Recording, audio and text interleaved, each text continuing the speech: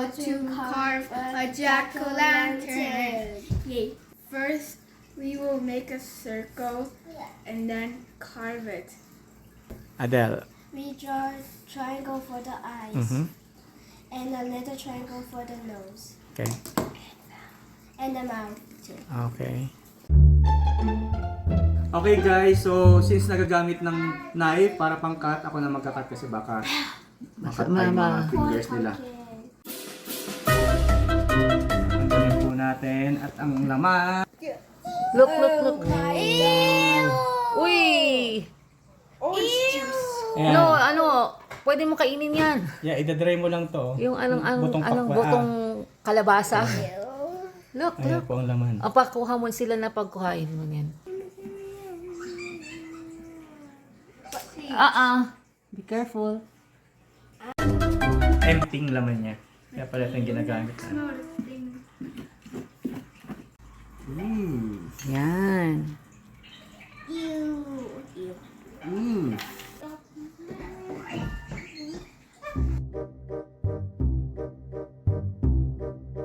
Okay. What is that? Good.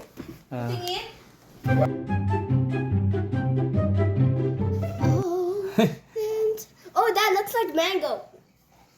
Ito yung medyo Pakita mo dito. pa-curve. Carve.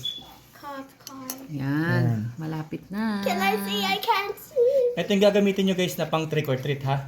Trick What? or treat. Yeah. Ang bigat naman. No. Jack. Oh, lantern. Eat it. Everybody don't eat it. It's so disgusting. So ngayon guys, lalagyan na natin siya ng ilaw, 'di ba? Yung traditional na Kaya pumpkin. jack-o'-lantern. Yung jack-o'-lantern meron ilaw sa loob yan.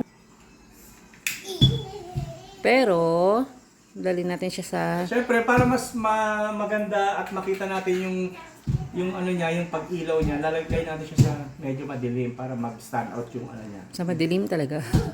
Sa madilim talaga. Aray ko, napapaso ako. Yan. Okay? Let's go closer. Tignan mo, ito yung shadow. Ta-da!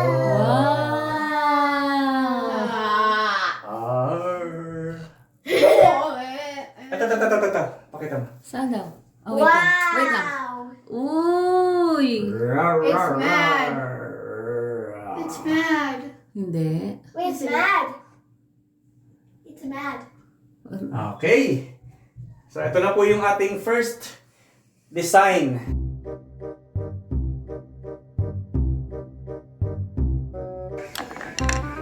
What are you doing? Oh, you're doing an X. Ang gagawin ko ngayon is, alam mo yung expression na parang nahihilo. So, ito, ang dami niyang nasa loob. So, gagawin natin siya yung parang sumusukang pumpkin carving. Itong mga laman na to, ilalabas mo lang naman. No! Barfing. Nagsuka. Barping. Ayan. Ew. Ew. Nagka-cry din siya. Oh yeah, crying.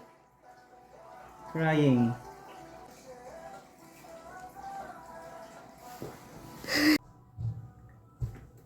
Monster is barfing.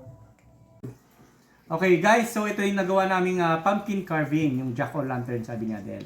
So ito yung traditional na design na ginawa namin kasama mga kids. Ito yung idea ko lang din na ewan ko ano tawag sa expression na ito. Parang nasuka siya, no? Parang alam mo yung sa emoji may XX tapos ano. Tapos using yung laman.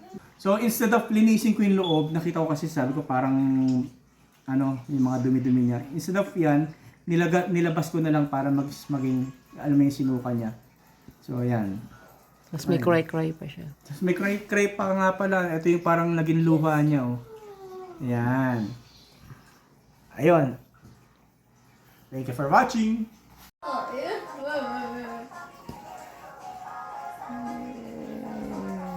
I like that one better.